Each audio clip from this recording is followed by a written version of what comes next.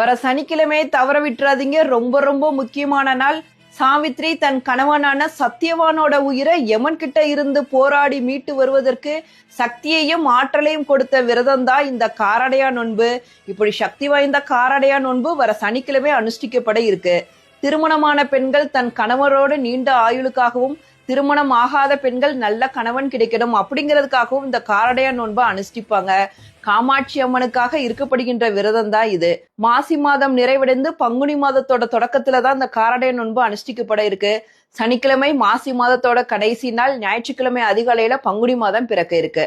காரடையான் நோன்பு எப்படி அனுஷ்டிக்கணும் அப்படிங்கிறத பார்க்கலாம். இதற்கு ஏன் காரடையான் அப்படிங்கிற பேர் வந்துச்சுன்னா, சாவித்திரி காட்டுல இருந்தப்போ அங்க கிடைத்த காராமணி, அரிசி, உருகாத வெண்ணெய் இதைத்தான் காமாட்சி அம்மனுக்கு நைவேத்தியமா படைச்சாங்க.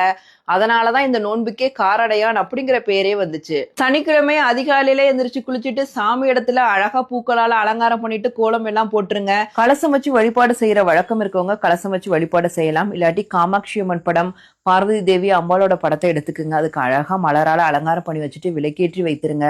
ஒரு மஞ்சள் சரடு எடுத்து அது அம்பாளோட பாதத்துல வச்சுட்டு அம்பாளுக்கு முக்கியமான நெய்வேத்தியத்தை படைக்கணும். அன்னைக்கு கட்டாயம் அம்பாளுக்கு நெய்வேத்தியமா அரிசி காரமணி சேர்த்து செய்த கார அடை, இனிப்பு அடை, வெண்ணெய் இதை அம்பாளுக்கு நெய்வேத்தியமா படைக்கணும். படைச்சிட்டு இந்த பாடலையும் கட்டாயம் பாடுங்க. உங்களோட வழிபாடு எல்லாம் முடிஞ்சதுக்கு அப்புறம் அந்த மஞ்சள் சரடை உங்க கணவன் கிட்டயோ இல்ல வீட்டுல மூத்தவங்க இருப்பாங்க பாத்தீங்களா, உங்களோட மாமியார், அம்மா, அவங்க கிட்டே கொடுத்து கழுத்துல கட்டிக்குங்க. கல்யாணம் ஆகாத பெண்களா இருந்தா அந்த மஞ்சள் சரடை கையில கட்டிட்டு உங்களோட விரதத்தை அப்படியே ஸ்டார்ட் பண்ணுங்க. அந்த நாள் ஃபுல்லாவே நீங்க விரதம் இருக்கணும். முடிஞ்சா சுமங்கலி பெண்களை வீட்டுக்கு வர வச்சு அவங்களுக்கு தாம்பூலம் கொடுங்க. அதுவும் ரொம்ப சிறப்பு மிக்கது.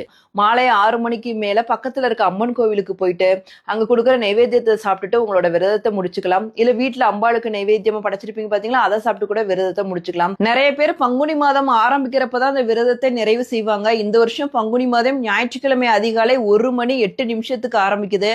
அந்த நேரத்திலையும் உங்களோட விரதத்தை நிறைவு செய்யலாம். ரொம்ப எளிமையான சக்தி வாய்ந்த விரதம் தான் காரடையா நோன்பு. சாவித்திரிக்கு அம்பாள் சக்தி, ஆற்றல் எல்லாத்தையுமே இந்த காரடைய நோன்பு மூலம் கொடுத்தாங்க. உங்களுக்கும் அது எல்லாம் கிடைக்கட்டும். சர்வம் சக்திமயம், அன்பே சிவம். யூஸ்ஃபுல்லான டிவோஷனல் இன்ஃபர்மேஷனுக்கு நம்ம பேஜையும் ஃபாலோ பண்ணுங்க.